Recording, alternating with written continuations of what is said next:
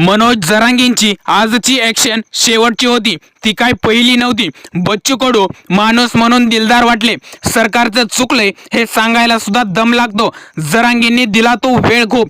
बच्चू कडू सांगू पाहतात तो मेसेज हाच की जरांगे योग्य तेच करतायत। आता पहा जरांगेंचा ताफा कसा रौद्र रूप घेतो।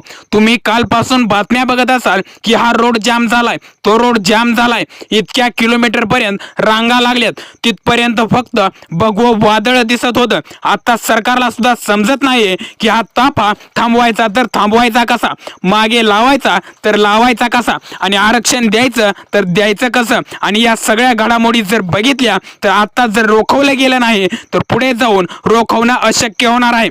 मूळ मुद्दा म्हणजे जरांगेंची स्ट्रॅटर्जीच तितकी भारी ठरली। जरांगे यांनी जो जिल्हा आणि ज्या पद्धतीने त्यांनी दौरे केले किंवा ज्या पद्धतीने आता ते जिल्हा सोडत मुंबई गाठणार आहेत, त्यानुसारच ते जिथून जाणार तिथून लाखोंना सोबत घेऊन निघणार आहेत। आणि हीच खरी मनोज जरांगे पाटलांची स्ट्रॅटर्जी ठरली। आता तुम्ही पुढचा विषय समजून घेणं गरजेचं आहे।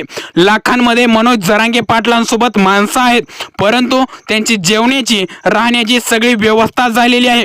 याचाच अर्थ समजतोय हे जे जरांगेंनी केलेलं प्लॅनिंग आहे ते खूप लांबचं प्लॅनिंग आहे। त्यामुळे आता हे आशा सुद्धा सोडून द्या की मुंबईपर्यंत जाईपर्यंत त्यांचे हाल होऊ शकतात। यांना राहण्याला खाण्याला पिण्याला काही भेटेल की नाही भेटेल तर सगळी सोय आधीच लागलेली आहे। लोक 2-2 लाख भाकरी थापतायत, पाण्याच्या बॉटल्स 20-20, 25-25 पातेले भरून भाजी बनवतायत। अर्थ समजतोय मनोज जरांगे पाटलांच्या माग किती मोठी शक्ती उभा राहिली।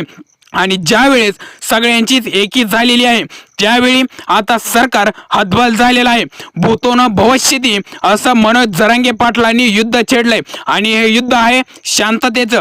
यातून जर काही हाताशी आलं नाही तर मात्र महाराष्ट्र पेटून उठू शकतो। बच्चू कडू हे पहिले मराठा आमदार ठरले, ते मनोज जरांगे पाटलांच्या आंदोलनामध्ये सहभागी झालेत। त्यांच्या सोबत ते पदयात्राही करतायत, त्यांच्या सोबत ते जेवणही करतायत। मूळ म्हणजे सरकारचा दूत म्हणून सुद्धा बच्चू कडू काम पाहत होते, पण 20 जानेवारीच्या आधीच माझं सरकारी व्यक्ती म्हणून काम संपलं असं बच्चू कडूंनी जाहीर केलं। आणि आता मी आंदोलनातील कार्यकर्ता आहे असं सांगणारे सुद्धा बच्चू कडूच ठरलेत। आणि त्यामुळे बच्चू कडूंनी सांगितलंय मनोज जरांगे पाटलांनी सरकारला दिलेला वेळ हा पुरेसा होता, सरकारला त्या वेळेचा सदुपयोग करता आला नाही। त्यामुळे मी मनोज जरांगे पाटलांना चुकीचा म्हणू शकत नाही। यामुळे कायदा आणि सुव्यवस्थेचा प्रश्न निर्माण होऊ शकतो। 2 पावलं मागे येण्याची गरज ही फक्त मनोज जरांगे पाटलांना नाही तर सरकारला सुद्धा आहे असं सांगत बच्चू कडूंनी एका प्रकारे मनोज जरांगे पाटलांच्या आंदोलनाला हिरवा कंदील दाखवलाय। आत्ताच्या घडीला सगळ्याच मराठा आमदारांची सुद्धा खऱ्या अर्थाने तारांबळ झाली। विषय पटला असेल तर कमेंट सेक्शनला व्यक्त व्हा आणि अशाच प्रकारचे व्हिडिओ पाहण्यासाठी आपलं चॅनल आवर्जून सबस्क्राईब करा। जय महाराष्ट्र।